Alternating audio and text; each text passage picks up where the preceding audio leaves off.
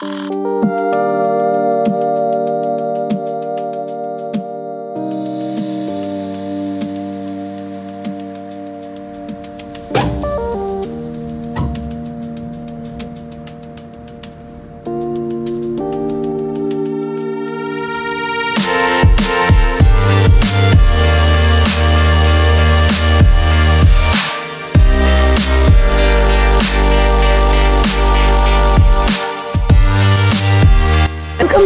Two Jinia blogs. জিনিয়া ব্লগসের নতুন একটা ব্লগে তোমাদের প্রত্যেককে অনেক অনেক ওয়েলকাম। সত্যি তোমাদের কাছে আমরা ঋণী যে আমাদের প্রতিটা ব্লগকে তোমরা এতটা সময় দাও, এতটা ভালোবাসা দাও। একটু সকাল সকাল ঘুম থেকে উঠলে অনেকটা সময় নিজের করে হাতের কাছে পাই। কিছুটা সময় নিজের জন্য ব্যয় করতে ভালোই লাগে, খারাপ কেন লাগবে। তবে এই সময় সংসারের টুকিটাকি কাজগুলো যত তাড়াতাড়ি মিটিয়ে নিতে পারি, এই গরমে কিন্তু ততই আরাম। তাই তালা খুলে সবার প্রথম যারা বাইরে বেরোবে তাদের ড্রেসগুলো ঠিক করে রাখি। তারপর আমার সারা দিনের ফেভারিট কাজ, এক কাপ চা হাতে করে নিয়ে বসা। দেখতে পাচ্ছ দীপ কিসে চা খায়, চা তাড়াতাড়ি ঠান্ডা হয়ে যায় সেই জন্য। তারপর দীপকে ছোট্ট একটু ম্যাগি করে দিই যাতে ওর ব্রেকফাস্টটা স্কিপ না হয়। কালকে অনেক কিছু এনেছে মুদিখানা থেকে। কালকে রাত্রিরে অবধি ব্লগটা টেনেছি ঠিকই, কিন্তু তোমাদের এই মুদিখানাগুলো আর দেখানো হয়নি। অফিস থেকে মিস্টার বিশ্বাস ফেরার পর দীপকে নিয়ে বেরিয়েছিলেন এই মুদিখানা আনতে। তারপর খবরের কাগজ দিয়ে গেল, সেটা পড়তে পড়তেই ছুটি শেষ হয়ে যায় আমার। প্রত্যেক দিন প্রায় একই রুটিন, যদিও ক্যামেরাবন্দি করা হয় না কখনোই। আজকে যেহেতু সকালবেলায় তাড়াতাড়িটা একটু কম ছিল, তাই একটু চোখ বোলাচ্ছিলাম গল্পের পাতাটায়, আর সেখানেই ধরা পড়লো একটা দারুণ জিনিস। দেখো, আমার ছোটোবেলার একটা বিশেষ আম মামার বাড়িতে গিয়ে চিনেছিলাম, মধু গুলগুলি। রবিবারের কাগজটা সবসময়ই খুব ইম্পর্ট্যান্ট, বিশেষত সকালে না হলেও দুপুরবেলা, কারণ রবিবারের কাগজে একটা দুটো করে ছোট গল্প থাকে, যেটা আমি পড়ি। কালকে রাত্রে বসে বসে, অনেক রাত্রে, আগের রবিবারের যে ছোট গল্পটা সেটা পড়েছি। কি যেন নাম ছিল, অন্তরাল। আর আজকে সকালে ফাঁকা পেয়েছি, সকালেই পড়ে নেব মধু গুলগুলি। দীপের কালকে এক্সাম হয়েছে, দীপ বলছে 240-এ 200 পাবে। এখন নতুন ট্রেন্ড, নিট গ্রেস দিচ্ছে। কত পাবি? গ্রেসও দেবে, আমি তো খাতা 5 মিনিট পর দিয়েছি, বাট টাইমেই তো নিয়ে নিল। টাইমেই নিচ্ছে। যেটুকু টাইম এক্সট্রা দিয়েছে 5 মিনিট, এই 5 মিনিট পরে দিয়েছে, ওই 5 মিনিটের জন্য 55 নম্বর গ্রেস দিয়ে দেবে। 5 মিনিটে 50 নম্বর গ্রেস দিয়ে দেবে, এই হচ্ছে নিয়ম এখন, বুঝেছিস? কালকে দীপ এখান থেকে বের করে জল খাচ্ছে, ওকে সেন্টারে একজন টিচার জিজ্ঞাসা করেছে, প্যাকেটে মুড়িয়ে আনো কেন, এর মধ্যে জলই আছে তো? বলবি এরকম হলে, স্যার একটু টেস্ট করে দেখে নিন, জলই আছে। সেই হাতে ঘড়িটা নিয়ে দৌড়চ্ছিস। টাটা, তাড়াতাড়ি ফিরবি যতটা সম্ভব, পরে আবার পড়া আছে।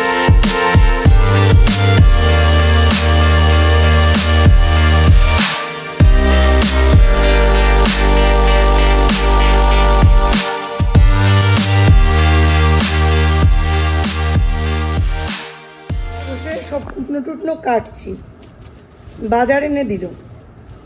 এই যে লঙ্কা এনেছে, দেখুন, লঙ্কার চচ্চড়ি খাবে। আর এই লঙ্কা, এই জিরে যেখানে 5টা দিলে হয়ে যায়, সেখানে 15টা দিতে হবে, আলটিমেটলি শুকিয়ে কাঁটা হয়ে যাবে। মানে একটা জিনিস যদি একটু ভালো করে করে, কে ছাড়াবে বলুন তো? এই লঙ্কাগুলো কে ছাড়াবে? এত আদা, বড় লোক হয়ে গেছে মনে হয়। আরে কি লঙ্কা, ভগবান, কি বলবো, আর কিছু বলার নেই। বলতে গেলেই বলবে তুমি আমার কাজের খুঁত ধরো। আমি আম্মা বাড়িতে যাচ্ছি, পরে এসে কথা বলবো। গুড মর্নিং বলে যাও। Good morning. Welcome back to Jinia blogs. জিনিয়া ব্লগসের নতুন একটা ব্লগে তোমাদের ওয়েলকাম। এখন হচ্ছে রবিবার, আর এখন থেকে একটা নতুন ব্লগ আরম্ভ করছি, যদিও শুরু হয়েছে অনেক আগেই, ক্যামেরার সামনে এই ফার্স্ট। এর মধ্যে মিস্টার বিশ্বাস দুবার বাজারে গেলেন আর কিছুতেই নিয়ে গেলেন না ক্যামেরাটা। জিজ্ঞাসা করলেই বলছে তোমার তো আছে স্টকে। আমি তো 1-2 দিন একটু বেশি করে রাখি, যাতে কোনো দিন অসুস্থ হলেও যেন তোমরা আমাকে মিস না করো, আমার ব্লগটা যেন মিস না করো, সেটার জন্যই করে রাখি। তো সেই জন্যই বলছে আছে তো। তারপর গেল রেশনিং অফিসে, সেখান থেকে এসে এখন আবার পরোটা আনতে গেছে। নিজেই ন্যাড়ামুড়ো করে দিয়েছে, এখন নিজেই চিন্তায় পাগল, কবে বেরোবে পাতা।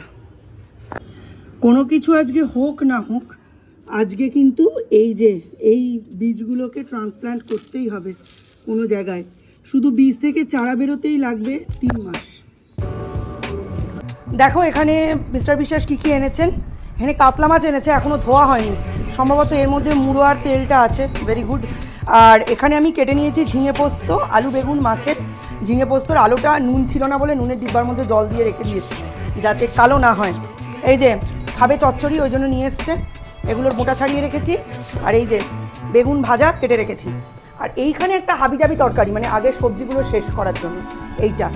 আর একটা জিনিস বাজার থেকে এসছে সৌর্যের জন্য, কমলা ভোগ, ঠিক আছে, এইটা পরে দেবো, সৌর্যকে দিইনি এখনো। আর এই সমস্ত সবজিগুলো এসছে। আর তার সাথে এসেছে হচ্ছে এই যে 1 ব্যাগ আলুগুলো ধুতে হবে। কালকে অফিস থেকে ফেরার পথে মিস্টার বিশ্বাস 1 কেজি আলু এনে বলছেন জিনিয়া আলুগুলো বড্ড খারাপ। আমি বলছি কেন? বলছে দেখতে খুব খারাপ। বললাম মানে দেখতে এতটাই খারাপ যে দেখেই মনে হয়েছে খারাপ। আমি 1 কেজিই নিয়েছি, একটা আলু খারাপ বেরোয়নি, দেখতে খারাপ, জিনিসটা ভালো। আর এখন এই আলুগুলো সব ধোবো, এটা রেগুলার মার্কেট থেকে যে আলু আনা হয় সেই। যেহেতু কুটো টুটো কাটা হয়ে গেছে, রান্না করতে হার্ডলি 1.5 থেকে 2 ঘন্টা লাগবে। তার মধ্যে অনেকগুলো কাজ জমে গেছে যেগুলো সিরিজ ওয়াইজ করতে হবে। যেমন জামা কাপড়গুলো কাঁচা হয়ে আর ড্রেন হয়ে পড়ে রয়েছে, এই জামা কাপড়গুলো ধোবো, তারপর মাছ ধোবো। কালকে রাতে হয়েছিল চিকেন, তো আজকে দুপুরে আর রাত্রে দুবেলাই মাছ হবে। চিকেনটা আবার নেক্সট যে চিকেন পার্টটা রয়েছে সেটা আবার হবে থার্সডে, সেই জন্য রেখে দিচ্ছি। এর মধ্যে আর করবো না, এর মধ্যে মাছটা যখন এসছে মাছটাই করব। যেহেতু মিস্টার বিশ্বাস খালি সানডের দিনই থাকেন, আমরা খালি সানডের দিনই আনন্দবাজার পত্রিকাটা রাখি। আজকে দেখলাম আনন্দবাজার পত্রিকাতে নিট, এনটিএ এগুলো সংক্রান্ত একটা প্রতিবেদন বেরিয়েছে, জানি না এর আগে বেরিয়েছিল কিনা। মিস্টার বিশ্বাস দেখে বলছেন যে এসএসসি, টেট, পিএসসি সব গেল, এবার নেটটাও না খেয়ে নেয়। সত্যি কি অবস্থা না, এমন একটা এক্সাম যেখানে মেধা তৈরি হয়, ভবিষ্যৎ প্রজন্মের ডাক্তার তৈরি হয়, ভগবানের বরপুত্র যাদের কাছে আমাদের জন্ম মৃত্যু এইগুলো বাধা পড়ে আছে তারা তৈরি হয়। সেই রকম একটা জায়গায় দাঁড়িয়ে মেধাও আজকাল পয়সার কাছে, কোটি কোটি লোক পয়সার কাছে বিক্রি হয়ে গেল। ছাত্রদের আর কোনো আশাই রইল না যে অন্তত এই লাইনটা সৎ আছে, এই লাইনটা ধরে এগোনো যাবে। কি হবে জানি না, সম্ভবত এই পরীক্ষা পদ্ধতিটাকে রিনিট হওয়ার চান্সেস কম, তবু যদি হয় ভালো হয়। এটা না আবার এনটিএর হাত থেকে আমার মনে হয় সিবিএসসিকে দিয়ে দেওয়া উচিত, এবং এনটিএর যে কর্মকর্তা তাদের মানে ক্ষমার অযোগ্য আনবেলেবল কিছু মানে শাস্তি হওয়া উচিত। মানে খুবই খারাপ কাজ হলো এটা, খুব। বাচ্চাদের কত বাচ্চা সুইসাইড করেছে, কত বাচ্চাদের খুঁজে পাওয়া যাচ্ছে না রেজাল্ট বেরোনোর পর থেকে। উপরন্তু যেটা সবথেকে খারাপ ঘটনা সেটা হলো ভোটের দিন উইদাউট মিডিয়া কভারেজ লুকিয়ে লুকিয়ে ফল প্রকাশ করে দিল এনটিএ। আসলে লুকিয়ে করার মতো কাজ করলে মুখ তো লোকাতে হবেই, তাই না? চলো কাচাকুচি কমপ্লিট। আজকে বেশি ছিল না, আজকে অল্পই কাচাকুচি ছিল, কমপ্লিট। এবার এগুলো মেলে দেওয়ার পালা, শুকিয়ে গেলে ব্যাস।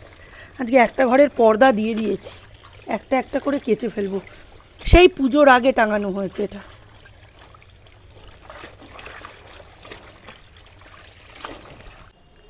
এনটিএ বলছে 1563 জনকে গ্রেস মার্ক দেওয়া হয়েছে। কি করে পসিবল বলুন তো? তাহলে 1563 জন যদি গ্রেস মার্ক পায়, বাকিরা কি অপরাধ করলো? এমন তো অনেক অভিযোগ ছিল যে সেন্টারের ঘড়ি বন্ধ হয়ে গেছে, কোয়েশ্চেন পেপার পরে দেওয়া হয়েছে। সময়ের পরিবর্তে তো সময়ই দেওয়া যেত, নম্বর কেন? আর এর মানে নিটের ব্রশিওরে কোথাও কিন্তু গ্রেস মার্কিংয়ের কথা নেই। আর যে রুলস ফলো করে গ্রেস মার্ক দেওয়া হয়েছে সেটা অ্যাকচুয়ালি ক্ল্যাটের রুল। ক্ল্যাট একটা অনলাইন পরীক্ষা, তাহলে নিটের মতো অফলাইন পরীক্ষায় গ্রেস মার্কিংয়ের প্রয়োজনীয়তাটা কী? প্রশ্ন অনেক, উত্তর দেওয়ার লোক নেই। আজকাল আমরা ডাক্তারবাবুরা যখনই একটা বেশি পরীক্ষা দেন, মানে টেস্ট দেন ডায়াগনস্টিক থেকে, কিংবা ডাক্তারবাবুরা যখনই বেশি ওষুধ লেখেন, আমরা বলি ডাক্তার পিচাস হয়ে গেছে, ডাক্তার ব্যবসাদার হয়ে গেছে। আর এবারে 2024-এর নিটে ডাক্তারবাবুদের পিচাস, ডাক্তারবাবুদের ব্যবসাদার বানালো না, ব্যবসাদারদের ডাক্তারবাবু বানিয়ে দিল। পরবর্তীকালে ভবিষ্যতে আমাদের জন্য কি অপেক্ষা করছে বুঝতে পারছেন তো? এমনই জিনিস, এমনই দিন অপেক্ষা করছে। যারা লাখ টাকা, কোটি টাকা খরচ করে কোয়েশ্চেন পেপার কিনেছে, তারা একটা রোগের ডায়াগনোসিস করতে গেলে আপনার কত কোটি, কত লাখ টাকা খরচ করাবে, তারাও তো মার্কেট থেকেই টাকাটা তুলবে নাকি? আপনাদের হয়তো মনে হতে পারে যে আমি আমার লাইফস্টাইল ব্লগিংয়ের চ্যানেলে ঝাঁট দেওয়া, বাসন মাজা, ঘর মোছা, বাচ্চা মানুষ করা, স্কুলে পাঠানো, এই সব দেখানোর পরিবর্তে কেন মাঝে মধ্যেই নিট নিয়ে, এনটিএ নিয়ে কথা বলছি? কারণ এগুলো আমাদের প্রত্যেকের লাইফস্টাইলের সঙ্গেই যুক্ত। আমাদের প্রত্যেকের ঘরেই হাজব্যান্ড রয়েছে, দাদা রয়েছে, ভাই রয়েছে, দিদি রয়েছে, বোন রয়েছে, মা বাবা, শ্বশুর শাশুড়ি রয়েছে। তাদের রাত বিরেতে একটা যদি কোনো অসুবিধা হয়, আমরা যে মানুষটাকে সবার প্রথম স্মরণ করি তিনি হচ্ছেন ডাক্তারবাবুরা। তারা হচ্ছেন ভগবানের একটা অংশ মতো আমাদের কাছে। মুখে যা বলেন, হাতে যা করেন, তার উপর নির্ভর করে আর কয়েকটা সেকেন্ড, কয়েকটা মিনিট, কয়েকটা ঘন্টা, কয়েকটা দিন আমাদের আত্মীয়দের, আমাদের কাছের মানুষদের নিঃশ্বাসটা টিকবে কিনা। তারাই এবং তাদের মেধাই আজকে কোটি টাকায় বিক্রি হয়ে গেল। কথা তুলব না? নিশ্চয়ই তুলব। চলুন, জামা কাপড় মেলা কমপ্লিট, এবার মাছগুলো ধুয়ে ফেলি। আগের দিন মিস্টার বিশ্বাস বারণ করেছিলেন, তাই আজকে আগে মাছ ধুইনি। জামা কাপড় ধুয়ে মেলে দেওয়ার পর এই ছোট্টটাই মাছ ধোবো।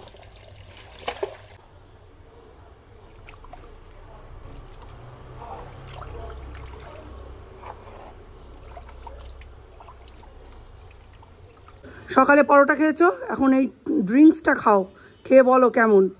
আইস দেওয়া,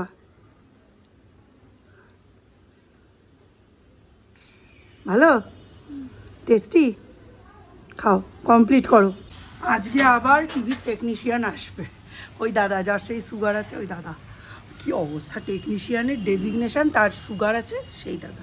যাই হোক, সে একটা লোকাল মাল স্পিকার লাগিয়ে দিয়ে গেছিলো, তার সাউন্ড মিস্টার বিশ্বাসের পছন্দ হয়নি, অরিজিনাল লাগাতে হবে। এদিকে আবার শ্যামলদা আসবে।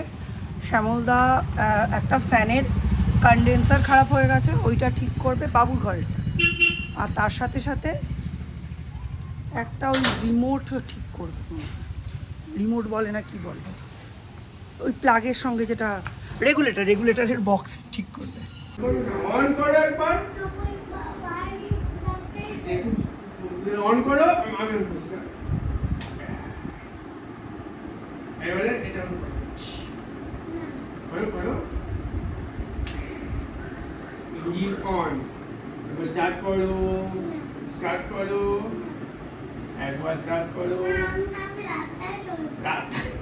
রাস্তায় নয়, রাস্তায় গেলে রোদ খুব,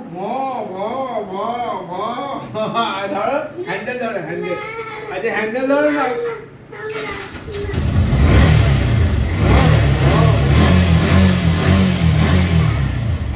এবারে এখানে পিপি করো, পিপি পিপি পিপি।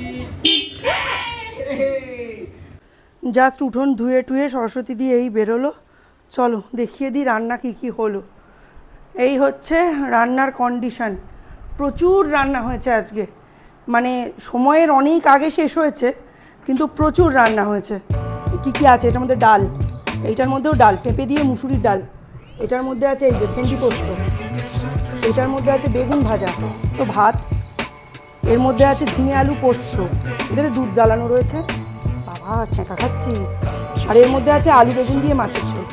এই যে সব রান্নাবান্না কমপ্লিট। এবার আমি ঝট করে যাব স্নানে। রান্নাবান্না কমপ্লিট করে স্ল্যাবের ওপরে সব পরিষ্কার করে রেখেছি। আজকে চিমনি পরিষ্কার করতে আসবে।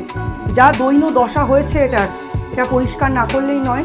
আমাদের কেরোসিন তেল তো এখন পাওয়াই যায় না, তারপিন তেল দিয়ে পরিষ্কার করে, তাই তারপিন তেল আর কিছু কাপড় টাপড় এখানে রেখে দিয়েছি, উনি এসে পরিষ্কার করে।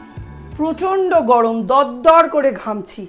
যখন স্ট্যান্ড ফ্যান চালিয়ে দাঁড়িয়ে আছি, সামনের দিকটা শুকিয়ে যাচ্ছে, বোঝা যাচ্ছে শিরদাঁড়া দিয়ে হিমশীতল স্রোত নেমে যাচ্ছে, এত গরম। আবার যখন পিছন ফিরে দাঁড়াচ্ছি, পিছন দিকে শুকিয়ে যাচ্ছে, শুকিয়ে গিয়ে সামনে দিয়ে দরদর করে ঘামছি, মনে হচ্ছে একদম হরাইজন্টালি চিড়ে নিয়ে স্ট্যান্ড ফ্যানের সামনে দাঁড়িয়ে থাকি। যাই হোক, কথাবার্তা বাড়াবো না, এইটা বারবার ক্যামেরায় চোখে পড়ছে আর ভয় লাগছে। সৌম্যর কালকে পরীক্ষা খুবই ভালো হয়েছে, 240-এ এক্সাম হয়েছিল, 200 আপ পাবে বলে মনে করছে। তো চলো, এখনও তো উনি আসেননি, 2:30-এই আসবেন চিমনি পরিষ্কার করতে। তো এইটা বন্ধ করে দিই, বন্ধ করে আমি ঝটপট স্নান সেরে নিই। আজকে খালি একটা পর্দা কাচা হয়েছে, থাক। এটা ফ্যানটা ঠিক হলো না, মানে উনি বলেছিলেন যে ভেতরের কয়েলটা মনে হয় খারাপ হয়ে গেছে, সেটাই হয়েছে। কয়েলটা একদম নষ্ট হয়ে গেছে, ওটার জন্য আলাদা লোক লাগবে, শ্যামলদা ব্যবস্থা করে আসেনি। ঠিক আছে, চলো স্নানটা সেরে নিই, তারপর আসবো। বা এই জামা কাপড়গুলো সব শুকিয়ে গেছে, এইগুলো সব তুলবো, কীরকম রোদের তাপ।